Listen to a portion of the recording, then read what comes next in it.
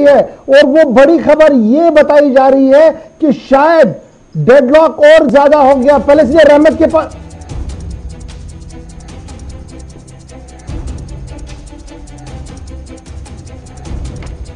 चलिए, बड़ी खबर जो इस वक्त आ रही है वो हमारे सामने है और आपके सामने बिल्कुल इस वक्त बड़ी खबर भी आ रही है कि अलर्ट पर इस वक्त बॉर्डर को कर दिया गया है। चाइना के साथ लगने वाले बॉर्डर जितने भी है वहां पर अलर्ट कर दिया गया है।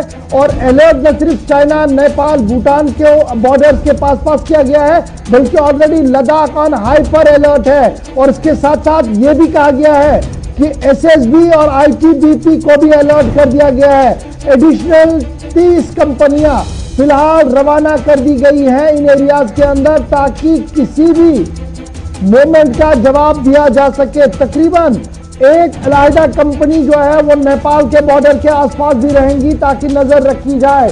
बड़ी खबर इस वक्त गृह मंत्रालय से सामने आ रही है कि होम मिनिस्ट्री ने अलर्ट जारी कर दिया और यह अलर्ट चाइना, नेपाल, भूटान के लिए जारी कर दिया है और लद्दाख को भी इसमें रख दिया गया है। इसके साथ साथ यह भी कहा गया है कि एडिशनल डिप्लॉयमेंट जो दिल्ली और कश्मीर के अंदर एसएसबी, आईटीबीपी था और सीआरपीएफ के जवान थे, उन्हें फिलहाल हटाने की बात सामने रखी गई है और आईटीबीपी और एसएसबी को इन जगहों पर तैनात किया जाएगा। तकरीबन 30 से ज्यादा कंपनियों को रिजर्व रखने की बात कही गई है। सीधे इस वक्त पहले आपके पास आ रहा हूं जनरल चतुर्वेदी सर, ये जो अलर्ट आया है इस अलर्ट को कैसे हम देखें, क्योंकि अब एंटायर बॉर्डर जो 3500 किलोमीटर का है वो ऑन हाई अलर्ट हो गया है ऑफिशियल कंफर्मेशन के साथ।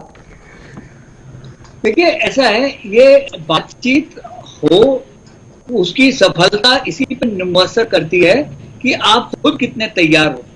और जो कि 29 और 30 में आज इनिशिएटिव हमारे पास है, तो अगर हम इस पोजीशन में रहेंगे, पावर की पोजीशन में, तभी चीन आपसे बात करेगा। अदरवाइज चीन आपको रुकियां मार रहा है इधर से उधर। पिछले 3.5 महीने से स्पेशल रिप्रेजेंटेटिव लेवल पे बात हो गई, एफएमसीसी की 4 बार बात हो गई, 5 बार लेफ्टिनेंट जनरल लेवल पे बात हो गई, 2 बार मेजर जनरल लेवल पे बात हो गई, अभी 2 बार ब्रिगेडियर लेवल पे बात हो गई। तो उसका कोई हल नहीं निकलेगा, क्योंकि चीन इन बातों में पास मास्टर है, लेकिन सिर्फ वो पावर की भाषा समझता है। आप अगर पावरफुल रहोगे तो वो समझेगा। और एक चीज और जो मैं बताना चाहता हूँ, ये हाई अलर्ट का जो आपने बोला, क्योंकि अब उसको कोई उम्मीद नहीं थी कि हम इस तरह से जो 29 और 30 की बात में हमने किया, या उसके बाद हमने शुमार में उसको नहीं करने दिया, उसको इसकी कोई उम्मीद नहीं थी।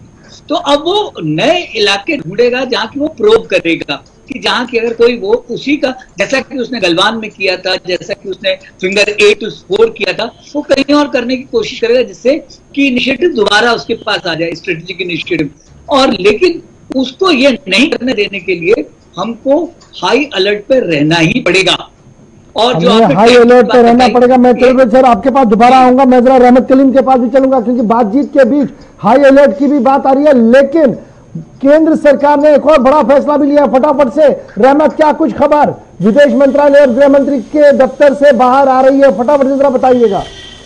जी बिल्कुल, देखिए होम मिनिस्ट्री की तरफ से जो अलर्ट की खबर थी आपने ब्रेक कर दी है। इस वक्त बड़ी खबर मिल रही है फॉरेन मिनिस्ट्री की तरफ से। हिंदुस्तान और चीन के दरमियान सरहदी कशीदी को लेकर जब बातचीत का अदवार और तीसरे रोज की आज की मीटिंग जब एक तरफ चल रही है, वहीं दूसरी तरफ कल जो मीटिंग हुई थी दिल्ली में, हाई लेवल मीटिंग, उस मीटिंग में यह तय किया गया था कि अब पूरी तरह से हर महाज पर, चाहे वो लद्दाख में हो या फिर नेपाल से सरहदी मुल्हका इदारे हो या फिर उत्तराखंड हो या सिक्किम हो, हर जगह पर जवानों को अलर्ट पर रहने का हुक्म दिया गया। लेकिन इस बीच फॉरेन मिनिस्ट्री को लेकर के एक बड़ी खबर आ रही है। कहा गया है कि दरअंदाजी की अब तक के 4 दिनों में जो कोशिश की गई 29-30 अगस्त के दरमियानी शब में, उसको नजर में रखते हुए और कल एक बार फिर और मंसूबा बनाने की कोशिश की गई थी, लेकिन हिंदुस्तान के जवानों ने नाकाम बनाया। इन तमाम चीजों को देखते हुए फॉरेन मिनिस्ट्री की तरफ से साफ चीन को पैगाम भेजा गया है कि अगर अगली बार धोखे से भी दरअंदाजी की कोशिश की गई तो वाहिद रास्ता जो अब तक के बचा हुआ है सफारती सतह पर बातचीत के जरिए मसले का हल निकालने का,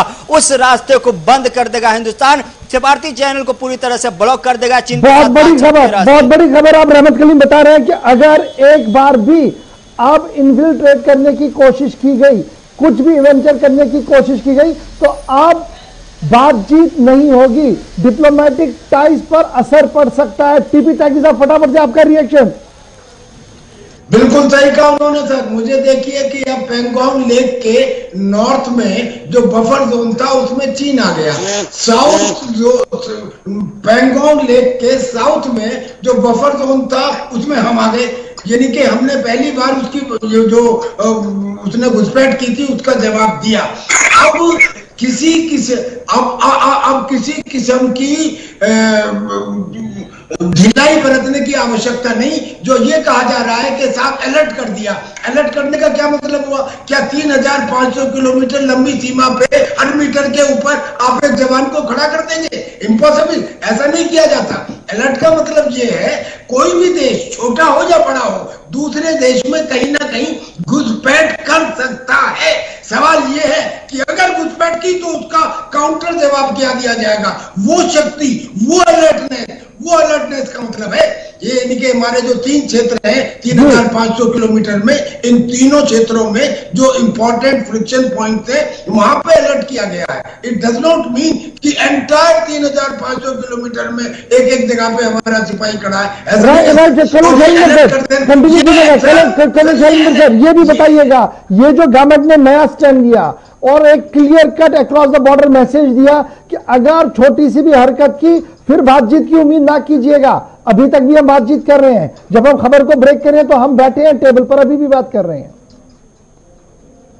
देखिए, पहले मैं कर्नल त्यागी सर ने जो कहा है उनका जो एग्रेशन है घुसपैठ का, वो प्रोबेबली उनके मूंछों की तरह बड़ा एग्रेसिव है, जो शायद पाकिस्तान के लिए सॉरी चाइना के लिए नुकसानदेह हो।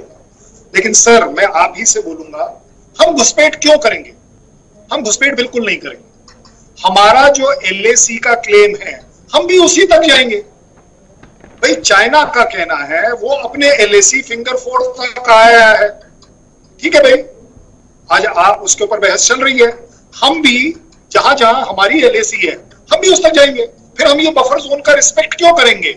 आप जब किसी समझौते का रिस्पेक्ट करते नहीं है, आप बफर जोन का रिस्पेक्ट करते नहीं है, तो हम आपको रेसिप्रोकेट कर रहे हैं उसी पीस और ट्रैंक्विलिटी के साथ कि यस वो जगहें जो हमारी LAC हमने क्लेम कर रखी है हमें भी उस तक जाने का हक है। जैसे आप अभी क्लेम कर रहे हैं कि आपने कोई घुसपैठ करी नहीं है और आप तो उल्टा हमें ब्लेम कर रहे हैं।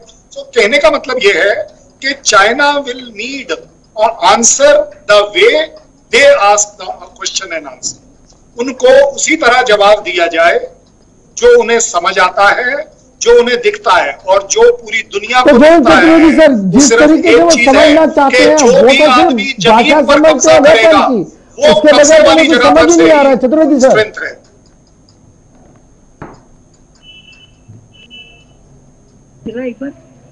आपका सवाल सुना नहीं पड़ा ठीक से। सवाल मेरा जो है वो सीधे से कह रहे हैं, शैलेंद्र जी कह रहे हैं कि देखिए वो जिस भाषा को समझना चाहते हैं हमें उसी भाषा का इस्तेमाल करना चाहिए।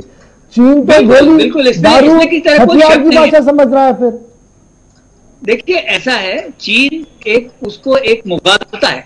वो मुगालता ये है कि मैं मिडिल किंगडम हूं, मैं दुनिया के सेंटर में हूं, मेरे ऊपर भगवान और नीचे सब जो है वो सर्व्स हैं, जिसको कहा जाए गुलाम है हमारे। तो वो हिंदुस्तान को अपने बराबर मानता ही नहीं है। और इसीलिए जब उसको पहली बार 2930 की रात में एक झटका लगा कि हम अपनी पोजीशन पे पहुंचे और उससे घुसपैठ करने की कोशिश उनको नहीं करने दिया गया, तो उसको बहुत शॉक लगा। जिस शॉक के में जैसे उसने ग्लोबल टाइम्स में जो आज स्टेटमेंट दिया कि 62 हमारे पास बहुत हथियार है हमारे पास, ये तो वो दो बांके वाली लड़ाई हो गई कि हम अपनी डींगे मारते रहे। ऐसे नहीं होता है। लड़ाई में होने के लिए आपको तैयारी और आपकी जो है हमें अपनी रक्षा करना आता है। और हम सिर्फ वहां तक जाएंगे जो हमारा LAC का क्लेम है। जो ये क्लेम LAC उन्होंने डिफाइन की हुई है कि 62 की लड़ाई में जहां तक आए उससे 20 किलोमीटर पीछे गए कि ये LAC है, तो हम तो वहीं तक जा रहे हैं, हम तो उससे आगे जाने की बात ही नहीं कर रहे। ये बात सही है, हम उस पॉइंट को टोक कर रहे हैं जो ऑलरेडी डिस्कस्ड है। हम कोई नया विवाद खड़ा नहीं कर रहे। नया विवाद तो PLA की तरफ से खड़ा हो रहा है। मैं आऊंगा आपके पास रहमत, फटाफट से। जब बात हो रही है आर्मी की, PLA की, पीपल्स लिबरेशन आर्मी की, तो उनके ट्विटर हैंडलर पर भी वीडियोस जारी हो रहे हैं, प्रोपेगेंडा वीडियोस। सुना कि आज दिन में 3-4 वीडियोस, ड्रिल वीडियोस भेजे गए हैं।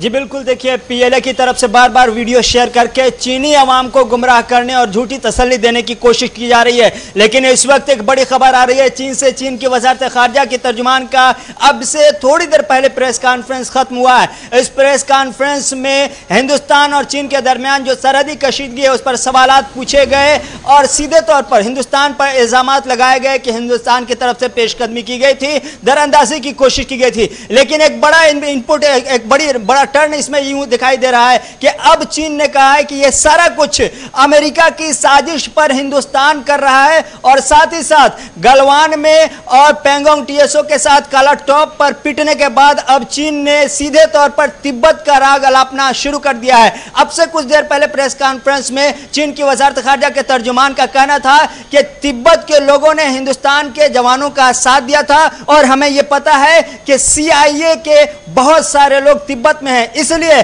हमें तिब्बत के मसले पर अब गौर करना होगा। ये तिब्बतियन कार्ड खेलना चाहिए, बस यार होगा तिब्बतियन कार्ड अब खेलेंगे साथ साथ में और अमेरिका को भी बीच में लाएंगे। लेकिन वो बड़ी खबर को भी साथ साथ चलाइए ताकि दोनों डिबेट में एक साथ